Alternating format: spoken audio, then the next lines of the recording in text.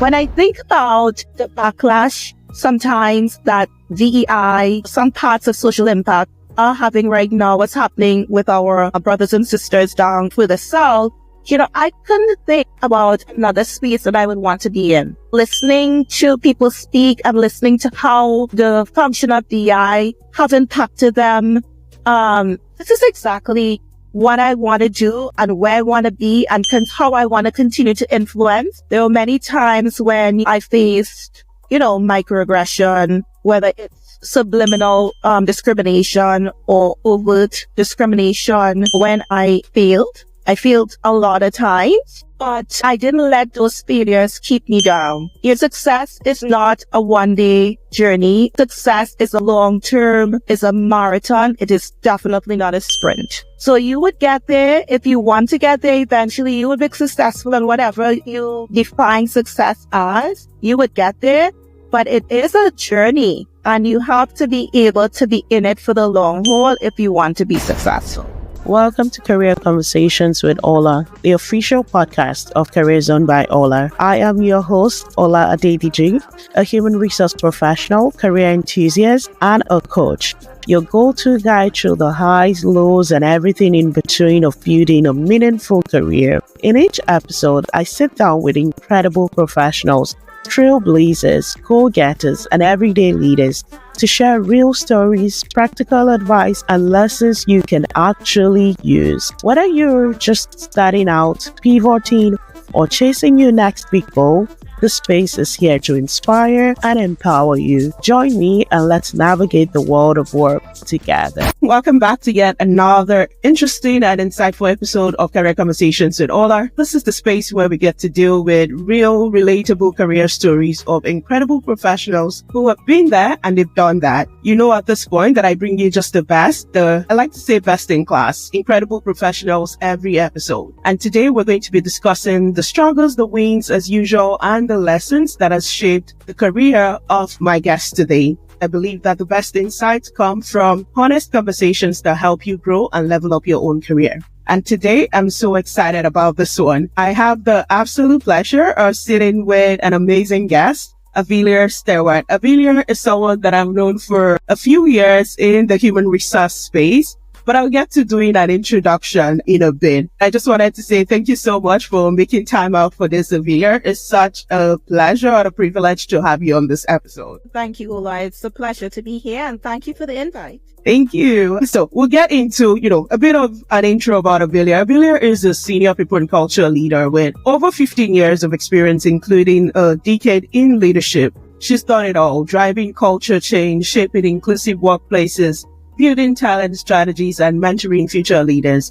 She's dedicated to her career in helping organizations build better workspaces. One thing that stands out about Avelia is her passion for people, her love for strategy, and her love for making an impact. She's dedicated to her career. She has helped organizations build better workplaces where people feel valued, they feel empowered, and they feel set up for success.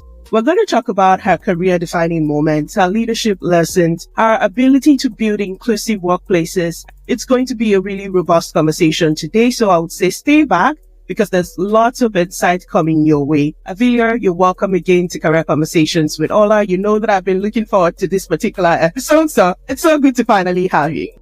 It's great to be finally here as well. Thank you. I like to start with Icebreakers, and I have one fun one for you. If your career was a movie, Avelia, what would the title be? Well, there are many different movies that I would use that align with my life, but I would say it would be The Pursuit of Happiness. I'm really connected with that movie. And this is a movie of a guy by the name of Chris Gardner and his rise from being a homeless man to being a very successful stockbroker. And the story is really around perseverance and determination. And I think those are two things that have been instrumental in propelling me further in my career.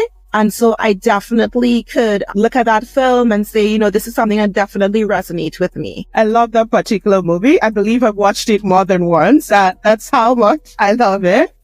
And as you talk through it, I was just remembering clips and pictures from it. So definitely a really good one for sure. So no pressure, but I feel like this is something really cool. So if you could choose one superpower that would always stay with you as an HR professional, what would that be? I would say empathy, because in every job that I've held within HR, I've had to exhibit empathy, because I think it's critical when we operate in this space to understand different persons' perspectives, and to really put yourself in those people's shoes, to be able to connect with them, to be able to help them, to support them, and to really continue to create a positive experience and environment for them as well. I'm a strong stickler for granting empathy and just giving that balance. I know that as HR professionals, you have to be able to also put yourself in the shoes of the people that you're dealing with. So absolutely a great superpower for sure. Let's dive into this is really interesting already, but let's dive into the more like serious type questions. Looking back, Avelia, did you always see yourself in the HR field? Was it HR for you at a very young age, or did you fall into it like some people have described it? How did your journey into HR come about? No, it was not HR from day one. Okay. From as far back as I started thinking about what I really wanted to do, it was really about people and supporting people. So everything that I've done, every position that I've held throughout my 20 plus years career, so I'm dating myself now, but it has centered around people and empowering them. So firstly, when I finished high school and I started university part-time back in my native country, Trinidad and Tobago, I wanted to be a social worker. So I wanted to, go out and guide people and help them shape their lives, I should say, and really help them to be a better version of themselves. But, throughout that, first couple of courses and really digging deeper into what is required of a social worker, I realized, going back to that empathy piece, I am so empathetic. I want to help so much. I discovered earlier on that would be a very draining career for me. And so I decided to forego being a social worker eventually. It was a hard pill to swallow from my mom because, she invested a lot of, finances and so on into kind of getting me into that, program. And then, I worked for a couple of years in Trinidad and then decided, to migrate to the US. So when I started school in the US, when I started university in the US, I started as a communications major, mass communications, because I thought that communication would be a great fundamental area for many different careers. And so in terms of trying to discover what I really wanted to do, that came later for me. But I know I wanted to be in a field where my purpose connected with what I'm doing. And so fast forward to, 2003, I started off my career in a very well-known company in the US, big brand, household name. I went through a leadership development program and, in communications, and halfway through the program, I, realized pretty quickly I knew how to do this, but I thought to myself, do I want to do this for the rest of my career? Is this something that I am extremely passionate about? I can do it really, really well, but is this something that, continue to resonate with me? And if I did continue along that path, what could I implement as part of that career trajectory to have, to be able to do communications, lead communications, but also have this other part of me be fulfilled as well. And, I was working in the career services office, transferred universities to Howard University. I was working in the career services office and quickly realized the impact that office and the leaders in that office had on, persons' careers and lives and so on. And thought about, what about a career in HR? Fast forward to 2005 when I completed, I went back to Howard to do my first master's. And then, while working again for the second time around at the career services office at Howard University, I met many different employers, but I met at the time my would-be employer, another exceptional brand, from California, and they headquartered there in Mountain View, and met the recruiters, and then the rest was history, as they say. I moved to California to pursue my first full-time role in HR, was part of a development program, was an HR business partner, and then I segued in from that into other areas within HR, talent acquisition. I did some project management work, was an HR business partner in a couple different companies, and then migrated back to my home country for a couple of years, for about 4 years, was head of HR for one company, and then was also regional HR manager for another before moving to Canada and taking up a role at another large insurance carrier here in Winnipeg, as a senior HR business partner. But prior to George Floyd's situation happening in the US, when I started with this with my former employer, who is actually the parent company of my current employer, I was telling leaders, what is missing is that we should have a program or someone dedicated towards diversity, equity, and inclusion. Because when I worked in these other large organizations in the US, they had a really baked out program that was dedicated to not just supporting the employees, but also being able to showcase to other potential employees what the employee experience is like within and be able to give back and support the community and so on. And fast forward a couple of months later, after me having this conversation with the then CPCO, which is Chief People and Culture Officer, the George Floyd situation happened. So they had a role posted at my previous employer, which I said is the parent organization of my current employer. And there was a role posted at my current organization as well. I interviewed for both roles and I obtained this, offer earlier than the one where I was working at the time. And I moved into a role which was the lead for diversity and inclusion. That role evolved into a manager of diversity, equity, inclusion, and sustainability. And now my role further evolved last year when I was promoted to director of social impact, which is a mix of DEI, diversity, equity, and inclusion, sustainability, and again, my old friend, internal comms. So full circle, so I'm living what I do well, really well, leading a team of exceptional professionals, but I'm also living in my purpose as well. What a journey. What a journey. It's been really, I was just, blown away by how you narrated how you constantly just moved up through the ranks, and then also just how the opportunity to participate in diversity came up because you voiced out,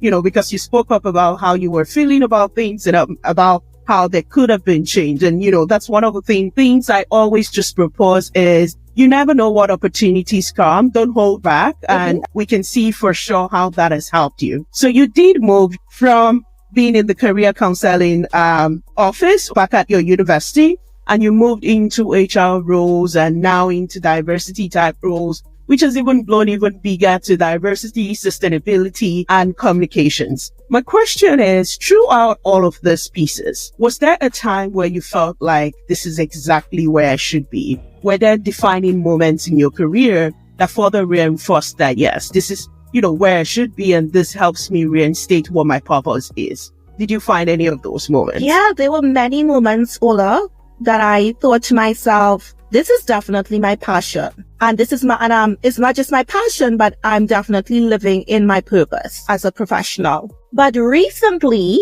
I've found that has become even clearer as I've matured as a professional and I've solidified my position and my space and took up space as well. Right? As a woman from an equity seeking group or equity deserving group, as we would like to say. And, last year when I was nominated, I was a finalist from CPHR Manitoba. I think that was a defining moment for me when I thought to myself, you're truly doing what you were called to do.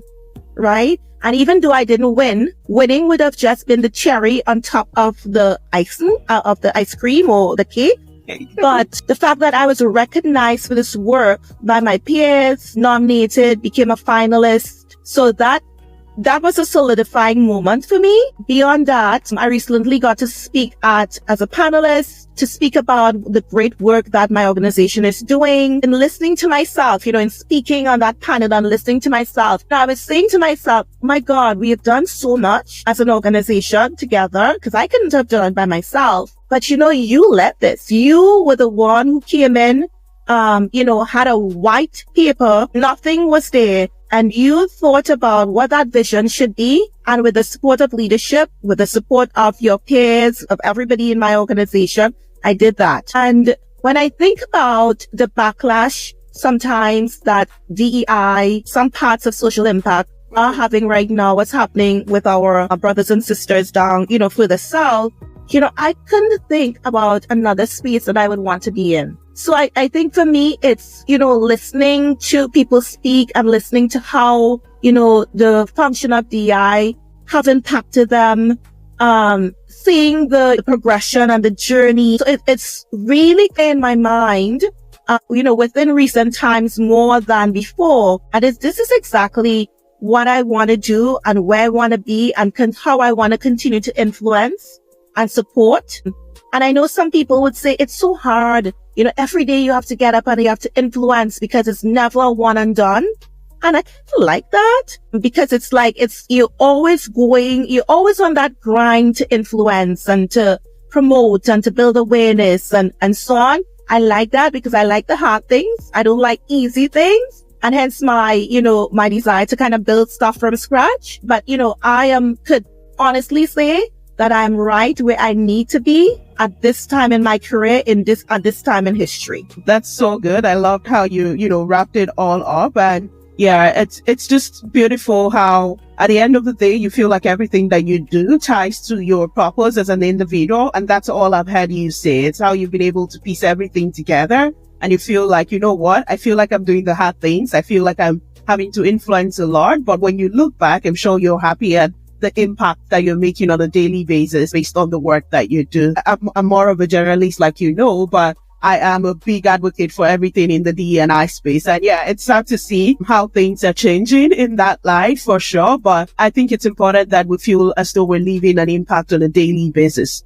You've told us a really beautiful story, Avelia. But one thing I always say is, yes, it might look rosy on the surface. Does that mean that you didn't have any challenge at all throughout, this years of being in this field? And if you've had challenges, what has those moments taught you? I've had so many challenges, Ola. This has been a 2 decades run, 2 decades to get me to where I am today. And sometimes you can't help but look at the people that you probably went to university with or that you met along the way and they're moving ahead and you're not and whatever. But, I migrated from a small country of 1.3 million people over 25 years ago, close to 25 years ago. And without, family, without a support system, by myself, partial scholarship, went to the US, had to make it or it was all over and I had to go back. And there were many moments that I thought about giving up. There were many times when I faced,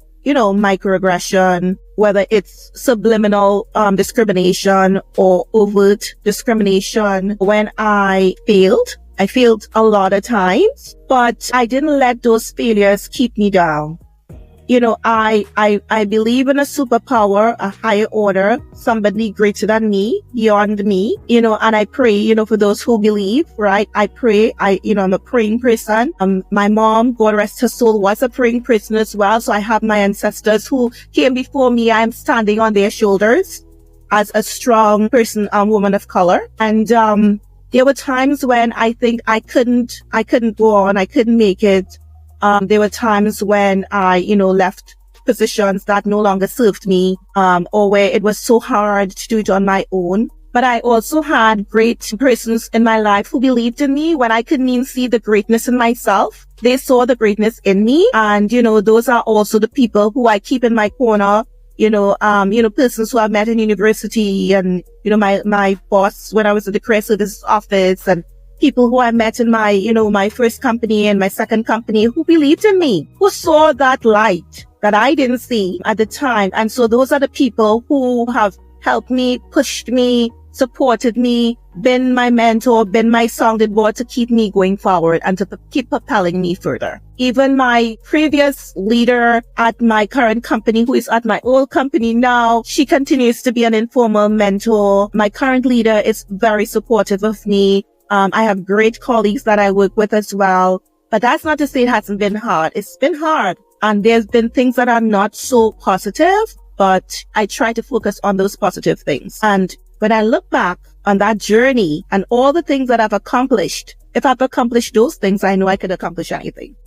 Yeah, absolutely. If you could overcome the challenges, then it's as though there's nothing. The likely way I like to put it is, in my mind, I see that there are no barriers. Like, there's nothing called impossible. You know, you just keep pushing. Like, yeah, it didn't work out today. It's fine. You pick yourself back up and you just continue. So absolutely. And you know what too as well, Ola, those barriers will exist and they continue to show themselves. But I don't see them as barriers. I see them as stepping stone to greatness. Absolutely. Because you have to face some challenges to really find yourself and grow from those challenges to be a better version of yourself. Absolutely. I mean, if the challenges don't come, then how do you know you're growing? Exactly. Oh, for sure. Thank you so much for that. I thought that was a really good insight, you know, just you reflecting on the challenges of your own experience. I feel like you've built a career around leading change. You've talked about how much you've had to influence a lot of people in the course of doing work, especially focused on the D&I side of things. And you've also had to, you know, create and lead impact. What's one of the greatest lessons that you've learned in your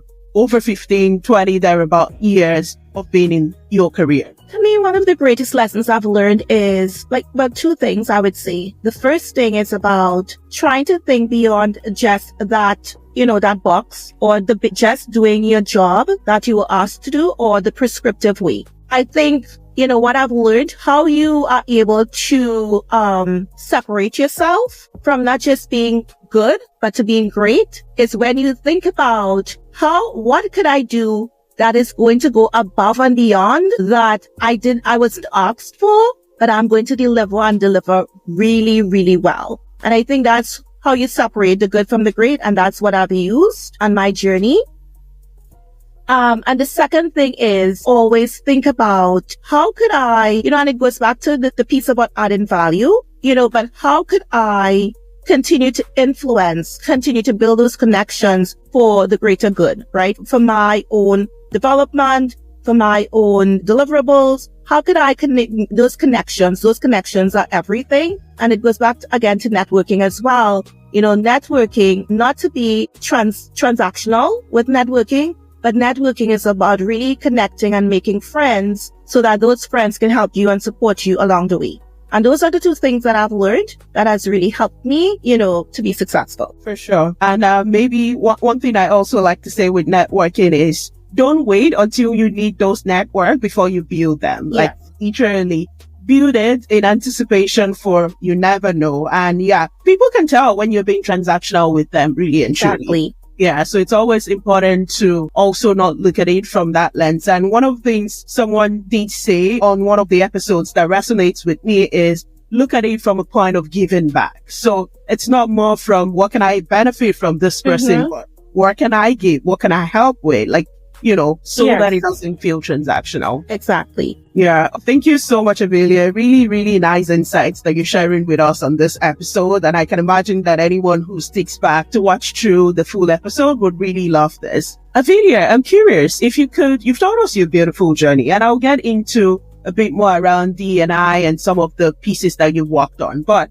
you've told us such a beautiful journey of how things have moved for you. If you could go back in time 20 years behind, and you needed to advise the Avelia of 20 years ago, what would you be saying to her? 20 years ago, I would be saying to her, like, you don't have it all figured out right now, but just trust the process. Just continue to, you know, to build the blocks, create that solid foundation, and the rest is going to come. Stick to the plan, and it will all fall into place. Absolutely. I love that. That was really short, but like super packed. Trust the process. And just like you rightly said, like nobody has it figured out. So yeah, it would all come into place for sure.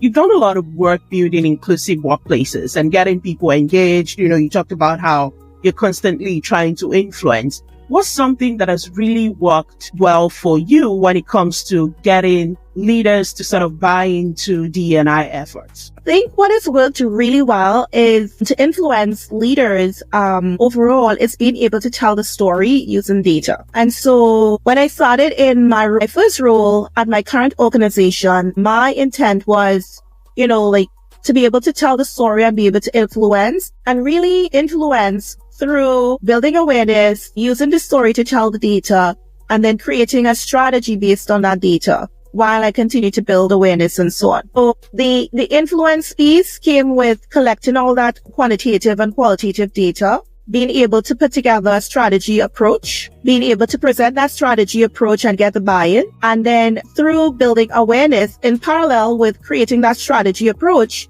being able to build awareness about the issues or the initiatives and events that's coming out of that DEI program pretty much. And so I think when you tell the story using the data, what exists, you're able to influence, and then also building those connections earlier on internally.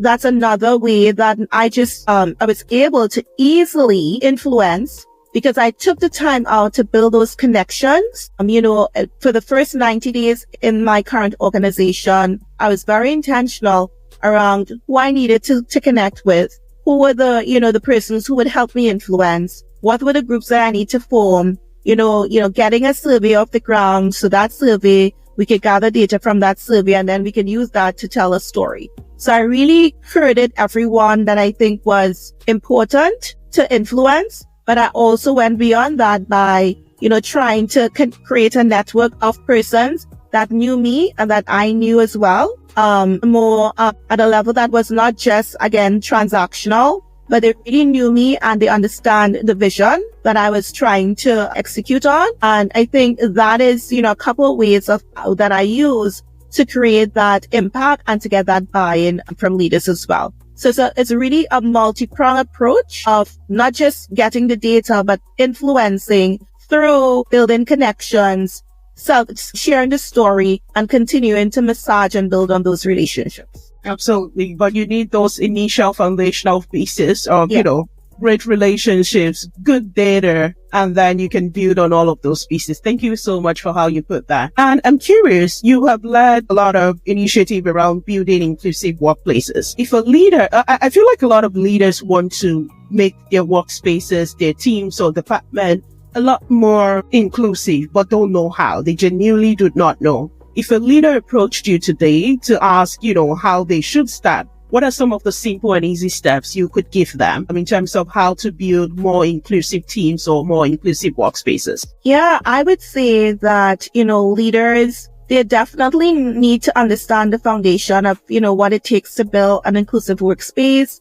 They need to understand the first couple of things like, unconscious bias, what it is and why does it exist? And, everyone to be aware that everyone have unconscious bias. They need to, understand and learn a lot about psychological safety and what it entails to have a psychologically safe culture and environment and how to create safe spaces for their employees, how to ensure that each employee, despite their background and their diversity elements, how do they create an environment that ensures that everyone feel like if they belong and if they are welcomed? And how the leaders, again, take accountability for hiring through a process that is unbiased, that is as equitable as possible, right? So it is a matter of educating leaders, number one, and, what it entails to ensure that the environment is inclusive.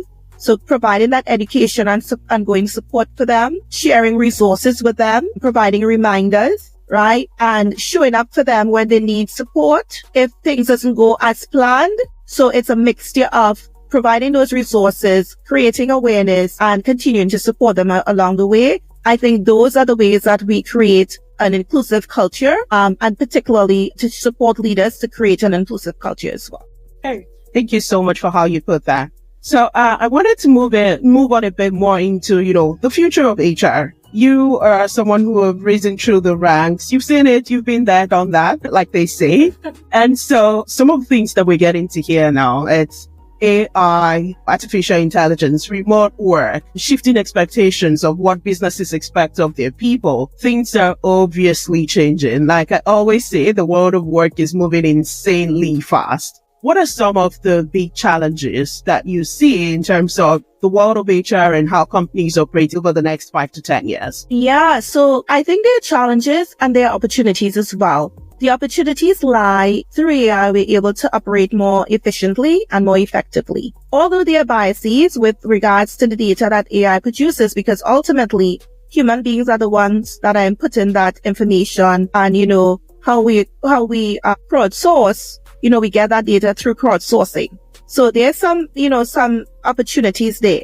But for the most part, I see benefits to AI, but then I can't neglect that there would be some, shortfalls or some disadvantages in terms of people probably loss of jobs to create, whereby we create more efficiency. There might also in the future be loss of jobs as a result. In the future, there might be, ways of not just loss of jobs, but in the future, there might be some opportunities or some activities that may no longer serve us through, having all this information in one place. And so ultimately, it's a good thing. We can't deny that technology is evolving and AI is something that is here to stay. So I think it's really around us rallying around AI and seeing what the benefits are, how we can utilize it. There are some roles that may definitely go away as I said, but there's so many benefits to it as well. We have, it helps people in the legal field, people who are doing, a lot of work around investments and so on. They're able to get information at their fingertips. Even in my space,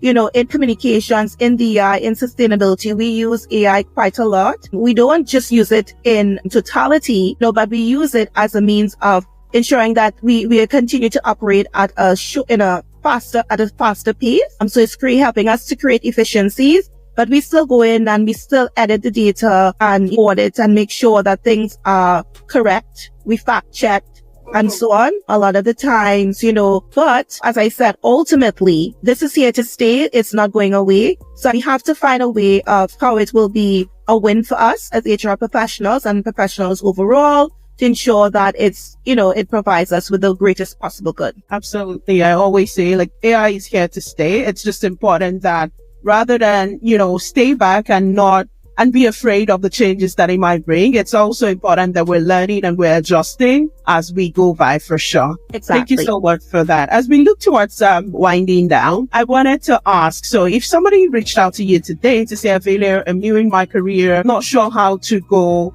what would you be advising them to do? Just also considering the world of work as we have it now. In the career and in the world of work, I would say, do your research, definitely, as much as you can. Talk to as many professionals as you can as well to gather as much data relative to what you think you want to do. Ultimately, I would say, find what you're really passionate about. And it may sound cliche, but, if you're operating in an area that you're passionate about, you will find ways to pivot and you'll find ways to work around whatever challenges that you would have and that may present itself. And so do your research, be intentional and, and stick to the plan. As I said early on, enjoy the process, enjoy the ride.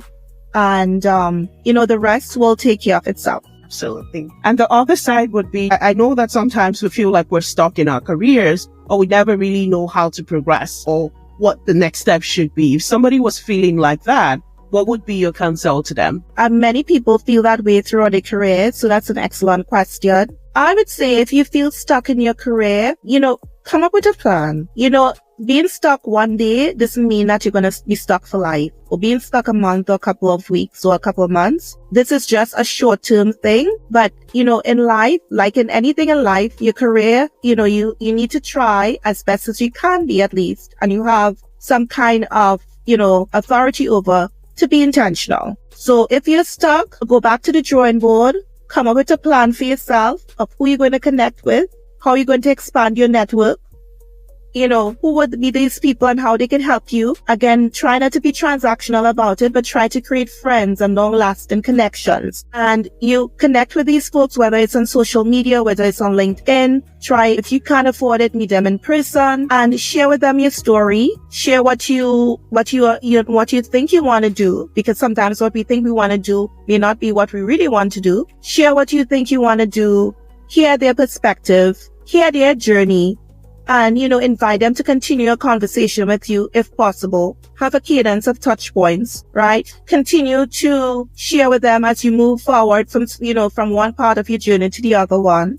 Try not to use LinkedIn only to secure a job, because in 2025, we know that even though LinkedIn has a lot of jobs, Indeed has a lot of jobs available, we know that your network is your net worth, right? And so I will tell them being stuck, it's just a temporary thing. If you want a job or you want to move up in your career, you can do it. Create those networking relationships, create a plan, stick to the plan, get the negativity out of the way, out of your head. It's not about, somebody, is not being, supportive of you or whatever. You need to, get to a point where you focus on you and be intentional.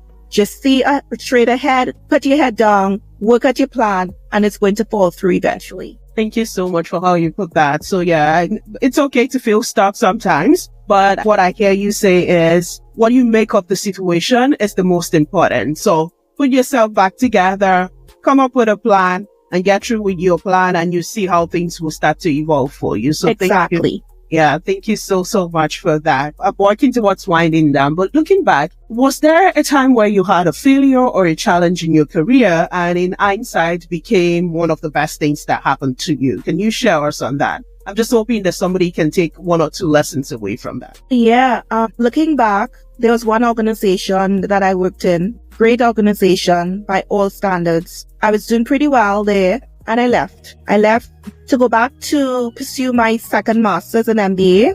But in hindsight, I left because it was difficult. I left because not just to do the MBA, but it became difficult because I didn't feel I had the support network in place to help me through the difficult times. And although in leaving, I was asked not to leave, stay and do my MBA part-time, I was very headstrong about not staying because it was difficult. And so I would say to anyone who is looking at this recording, there will be difficult times. No organization is perfect. You would find yourself feeling like you can't make it. It's difficult. My God, why am I here?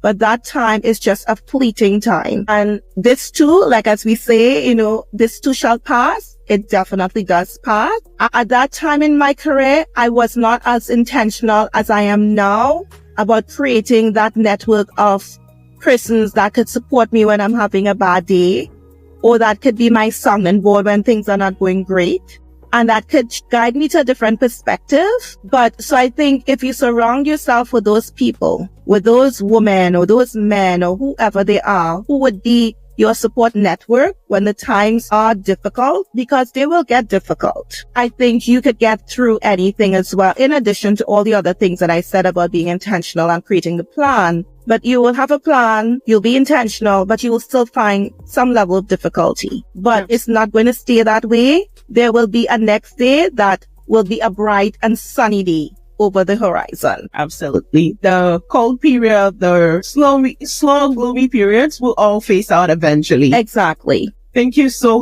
much. Avelia, as we wind down, any last words, any last piece of insight or wisdom that you're looking to share with our viewers today and our listeners? And if anybody wanted to connect with you, how can they reach out? Sure. I would say for anyone listening, from all accounts, you probably would not be sitting where I am sitting today without hard work, being intentional, having those communities, having those mentorship, all of those things together would create success for you. So it is about figuring out what it is you want to do, where you want to go, taking all the ingredients that we've shared and all these gems that we've shared during these interviews and recordings with you, Ola, through this Career Connection, listening to all of these things and taking all these bits and pieces like a puzzle and putting it together. Because all of these things we're sharing, if we had known all these years ago, we may not have made a couple of missteps. So we may not have taken a certain slant in our career journey. But now that we're reflecting and we're sharing all these great gems and these great insights, really take it in and really digest it, because these are things that could help you, and you would not have to say, if I had known, because we're sharing all these things to ensure that you do know. And so that's one thing that I would leave. And the second thing is success is not a one-day journey. Success is a long-term, is a marathon. It is definitely not a sprint. So you would get there. If you want to get there eventually, you would be successful in whatever you define success as. You would get there. But it is a journey, and you have to be able to be in it for the long haul if you want to be successful. And so to get in contact with me, if you want to talk to me further, I am available on LinkedIn, with my name, Avelia Stewart. That's Avelia, spelled like Amelia, except there's an V instead of the M. Stewart, Stewart. Thank you so much, Avelia. I will make sure to link your LinkedIn on this episode in the description, and also probably put up a picture as we discuss this. But thank you so much. It's been so great having you share insights from your own personal journey. I believe that anyone who gets to listen to this and literally you put it together in your final words. One of the reasons why I started this, it's more from a place of the things that I look back and I'm like, if only I knew, I would do better, or I would do differently. It's hoping to be able to put this information in the hands of someone so that they can treat their career with a lot more intentionality and, just do things differently. So thank you so much. It's been such a pleasure having you on this episode. I can imagine that anyone who gets to watch or listen, I found it really enjoyable. Like I could literally just have you continue, except that of course we're mindful of time. So thank you. I totally appreciate it. It's been such a great pleasure having you here today, Avelia. Thank you so much. Thank you. Thank you for inviting me, Ola. It was my pleasure as well. Thank you. And this is where we call it a day for this episode. If you're yet to subscribe on YouTube, Career Zone by Ola is the name of the channel, and Career Conversations with Ola is the show. Make sure to subscribe. We're also on Spotify. We're on Apple Podcasts, Amazon Music, or anywhere you listen to your podcast from. So make sure to follow, subscribe, leave a comment. There's more good stuff coming your way, definitely from this channel. And until next time, when I bring you another great, incredible guest, I'm just in awe of the quality of guests that I get to bring on, because I am learning as well as I have these conversations. And until next time, see you on the next episode of Career Conversations with Ola. Bye for now.